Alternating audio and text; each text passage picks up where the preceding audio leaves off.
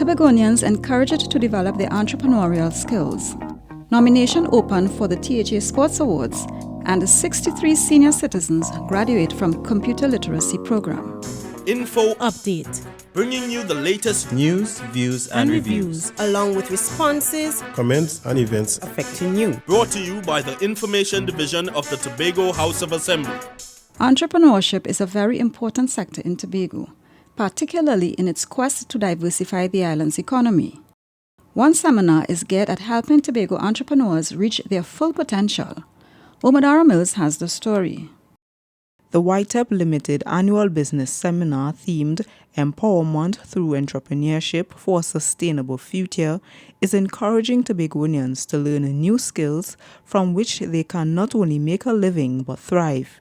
YTEP's Regional Manager Tobago, Jacqueline Adams, says this is especially important in challenging economic times. Some companies have permanently closed their doors, bankruptcy. To these workers, there would be a need for an immediate hope to feed their families and pay their bills. Some of these persons can be retrained into the business sector or private sector, while others have to turn to their innate abilities or learned skills for survival. YTEP Limited is here as a hope to train, retrain, and to retool citizens. FITIA speaker, entrepreneur, and fashion designer Ted Arthur says education is more than just being a doctor or lawyer. Education is not, and I say this this evening, not only those things that's mentioned, but education is also learning to fish, learning to make a pants, learning to be a designer, whatever it is, and all those other skills that comes after. The culinary field, whether you are skilled in that is education. During the seminar, several YTEP graduates also gave testimonials of the benefits they have derived from the program. I'm Omadara Mills for Info Update. Whether it's on the field, on the sidelines, or behind the scenes, many people, from athletes to coaches to administrators and volunteers, contributed to Tobago's sports performances. Now it's time to recognize the hard work. Kearney Freitas has more. The Tobago Sports Awards 2016 is almost here. But first, it's time to identify those top performers on the island, as well as those who support them.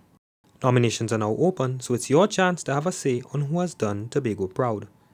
Technical Director in the Department of Sport, Justin Latapy George, says the awards will feature several categories. The categories we have: the THA Sportman of the Year, the THA Sportwoman of the Year, Sporting Icon of the Year, Club of the Year, Para-Athlete of the Year.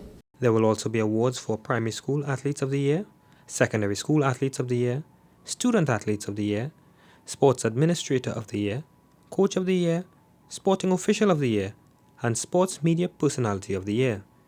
Nominations close on March 24th.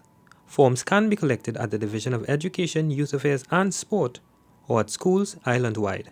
I'm Kearney Freitas for Info Update. Many of us may take for granted being able to use computer and social media applications, such as Microsoft Office, Facebook, and email. But it's a source of pride for 63 graduates of the Senior Citizens Computer Literacy Program, which was facilitated by the Scarborough Library Facility. Librarian 3 Helen Johnson says the 6-week course is part of the library's thrust for all-inclusive learning. The rationale for hosting the Senior Citizens Computer Literacy Program is hinged on the expressed interest of the members of that community. Carlisle Jordan, one of the graduates, explains how he's benefiting from the program. The program content was well planned, but it identified the critical areas that the elder people would like to do. We stopped writing long letters. So what do? We send an email. This was the 3rd cycle of the Computer Literacy Program, which also teaches participants about the parts of a computer. The 4th cycle begins in May. And that's it from all of us at the Department of Information. I'm Caroline Wallace, and you've been listening to Info Update.